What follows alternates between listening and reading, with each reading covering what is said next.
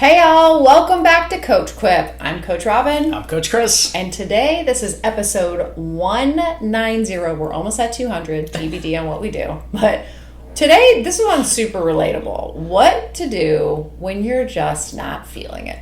Yeah, this happens for everybody. It Yeah. does not matter your level of experience. If you are a new runner or a veteran runner or an elite runner, everybody goes through this and just having days that just don't really feel like getting out there. Yeah, it happens to everyone.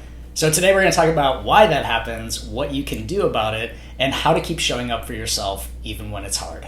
First up, let's repeat this one. You are not alone. This is super, super common. I think a lot of people, especially when they get into, maybe they're doing their first half or they're doing their first full, and they get this sensation of like just not feeling it. They think it's because, oh, I'm a beginner. It's like, no, it's actually a sign of being an athlete when you can properly identify, like, I'm just not feeling it. You are not broken, you're not lazy, you're not unmotivated just because you don't feel like doing the dang thing today, whether that's swim, bike, run, whatever that is, right? Motivation, we know, ebbs and flows. Life gets busy. Most of the people who listen to this are adult athletes. Adulting is hard as hell. So like everything you do is on top of that, right? Your energy dips, the weather sucks. Like today is abysmally bad. This is like as disgusting as weather gets. Bodies feel off. Sometimes our minds are just done, especially coming off the last 5.5 years. I think that people have realized when they reach their threshold of not being able to tolerate more and they just call it. So all that to say, even elite runners have blah days. And we want to know, what is the pro hack? All right, so the first thing that you can do is check in with yourself. Before you get out the door to do your run or before you decide to skip, you can ask yourself a couple of questions. First off is, am I physically tired or am I just mentally tired? And both of those can make a huge difference in how you feel. Second is, am I sore or am I injured? And that can make a difference in whether or not you decide to continue with the training or take that rest day to improve your conditions.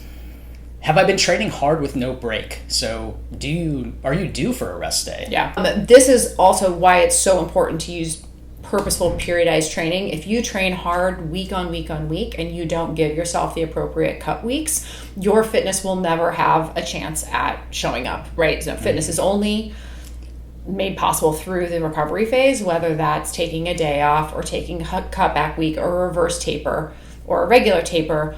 None of that is possible without having the numbers support it. So I've been training hard with no break. If you notice yourself cramming because you had to make something up or you felt like you did and now you feel like you have no mojo, chances are you need a recovery moment. Mm-hmm. And that's not a failure, that's smart training.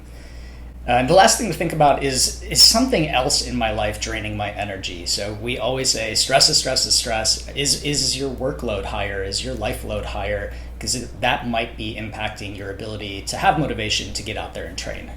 It's so crazy too. Like I coach a fair amount of athletes, and I just find that if we have a very high life load, like personal stuff, work, family, whatever it is, if we add a big training moment on top of it, it goes one of two ways. It is either almost like a lifeline that allows this person to latch onto it and measure their sanity and success by it, and they use it to almost like pull themselves forward, or it amplifies the stress that's already going on and it's just way too much to consider. And in those scenarios, I'll take someone who is training for a marathon or so, and let's say we just defer that marathon and we start focusing on something small like 5Ks, right, that they can get better at, and that just feels a lot more manageable. So know that draining my energy, it can go both ways. Even inside the same athlete, I've seen it go both ways, just depending on what phase they're in. Yeah, exactly. So sometimes rest is productive, but sometimes moving your body is productive to get through that difficult period of time. So what to do about it? This is probably my favorite one. Lower the bar, right? On low motivation days, these are totally tricks that I play with myself too. You just need to lower the bar, right? If you are written for a 7-mile tempo run or a 10-mile long run, instead, make it simpler, right? Tell yourself, just go out for 10 minutes, right? Do the 10-minute warm-up. If it's awful, you can stop, right? But if it's not, maybe you keep going every 5 minutes at a time. Turn your quality session into like a tempo run into a run by feel or a walk run. Or for me, I love a water moment. So if I'm supposed to be doing something intense, but I feel like, whoa, a lot of times I'll just run to the end of North Ave Pier and back, and that's enough of a reset. And I know I'm going to fill up my cup and do it aerobically and easy AF truly, but I'm going to get in some scenery too. So it's nice though. Sometimes once you start, momentum can actually kick in because your body is like, oh, we're doing this now. Other times, a short jog is enough to say, I showed up, I tried. Mm-hmm. And I love that you get that nature fix too. Like if you're in that stressful moment, the pier and water run is perfect. It's a great carrot for me. Yep. The second thing that you can do is reframe your language. So how you talk to yourself matters. It's the difference between saying, I have to go for a run today, like this is on my schedule. It becomes an obligation. It becomes like another work task that you have to do, versus I get to go for my run today, and thinking of it as something personal, something that you want to do. We often see that runners struggle with this in terms of, there is something to be said for scheduling your runs and making sure that they get in. So my busy athletes, I tell them to put it on your calendar like a meeting. So it's a meeting with yourself, and then, what is scheduled gets done. But you want to be cautious about that and not having it turn into an obligation, because, most of us are recreational runners, and this is supposed to be something that's fun. Like it's supposed to be something that we're looking forward to. So try reframing. It doesn't have to be perfect. It just has to happen, right? So taking the pressure off yourself. Saying something like, I'm not behind. Like if you miss a training session or a series of training sessions, I'm not behind. I'm building something, even if it looks a little bit different today. Giving yourself a little bit of grace can go a long way. And then the final one that I like is, not every run has to be epic to count, right? There is a lot of value in that 80% of runs we're supposed to be doing in that like easy or chat pace or conversational range. And while a lot of runners love the way speed work feels or tempo work or feel more accomplished with the long run than an easy run, all of those runs count. And in the big picture, as we're thinking about lowering the bar, it's about consistency more than it is about any one particular session being epic to make you achieve your goals. One more to piggyback on this idea of reframing too. I know that we've talked about this a lot, but we have a lot of athletes that are just now coming back into fitness after the last 5 years, like a lot. If you're listening to this and you're like, I thought I was alone, you are not. One of the biggest reasons that they fail to restart, or they take a while to restart, is that they're thinking, oh my gosh, I used to do 10 miles on a Tuesday, and now I have to walk 2 miles instead of running 10. And my response to that is always the same, which is, I promise you, the comeback momentum is magical, and I know how proud they are of themselves for getting out there and getting some type of consistency. And there will be, your 10-mile run on a Tuesday used to come easily. Frankly, 5.5 years ago, before everything truly got harder, was one way to experience running. But now, if you are rebuilding yourself and you go out on a day that's already busy and you conquer 3 miles easy and feel pretty good doing it, you will be more proud of those 3 easy, probably slower miles than you ever would have been over 10 on a random Tuesday that you kind of took for granted before. So reframe your language about how you're considering yourself kind of then and now as well. And I promise you that that comeback miles, like I live for it when athletes get to see that again in how they're viewing themselves. All right, so let's talk about momentum versus motivation. I think a lot of people really focus on motivation. A lot of people are asking, like, how can I be more motivated? But in some ways, motivation is a little bit overrated. What really counts is momentum and habit. And that's why we always harp on consistency and like finding that and establishing that regular pattern of showing up for yourself more than any one session or having the motivation to get out there. So discipline is what kicks in when motivation wanes. When you don't feel like doing something and you have the discipline of having a regular, consistent schedule, that's how you can continue to show up for yourself. So, it helps to think about, and you've often talked about like making deposits, how every run sort of counts towards the bigger goal.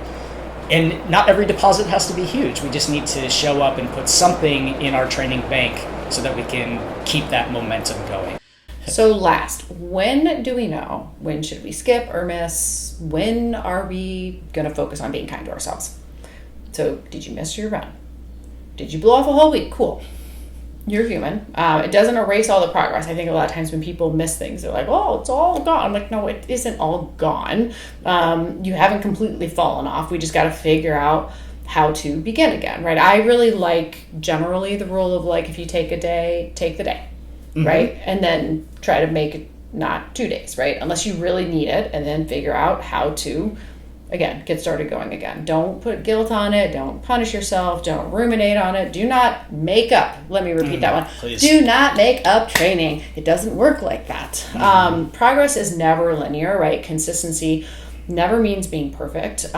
You're still an athlete. You're still a runner. You're still a cyclist. Again, coming back to that 2-day rule, just try not to do things 2 days in a row, and hopefully that one day is enough. And if it's not, then you're going to start kind of at the beginning of what we said of like assessing, what else is going on. Yeah, and momentum, back to the previous point, momentum works both ways. So we can build momentum by showing up for ourselves and doing our training, even if that's 10 minutes on a day that you didn't feel like doing it. But once we get that momentum of not doing our training, it becomes more difficult to get out of there, which is why I love the try not to skip 2 days in a row rule. And even if that means on that second day, you're just not feeling it still, and you do the warm up and that's it, you've at least done something and broke that momentum of not training. So to recap, next time you're just not feeling it, 1, that makes you an athlete. Congrats. 2, we're going to pause, check in, lower the bar, take one small step. It might just be a slow jog, and that's cool. It might be lacing up your shoes, and that's cool. It might be giving yourself full permission to take a rest day. All of it counts.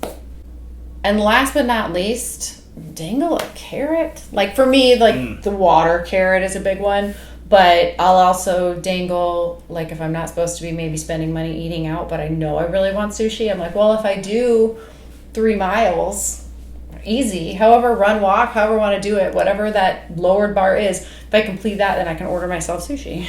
Yeah, I love that. Do you have a carrot? I think it changes depending on where I'm at in life, but I will use that reward, not for every run, right? Like I don't reward myself every run, but sometimes when I definitely don't want to get out there and definitely am not feeling it, it's like, okay, I'm going to end my run at this coffee shop. There you go. Iced coffee, right? Like same thing. I have coffee at home. I could have it at home, but like it's that special treat that I know I would like, and it's just enough to get me out the door. Yeah, it doesn't have to be big.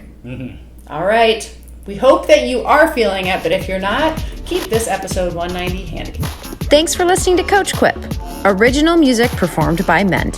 Follow us online on Instagram, Facebook, and Twitter at Edge Athlete Lounge. Our podcast lives in the blog section of our website. Don't forget to subscribe, rate, and review this podcast, and you can check out the show notes for additional ways to contact us. Ready, set, onward we go.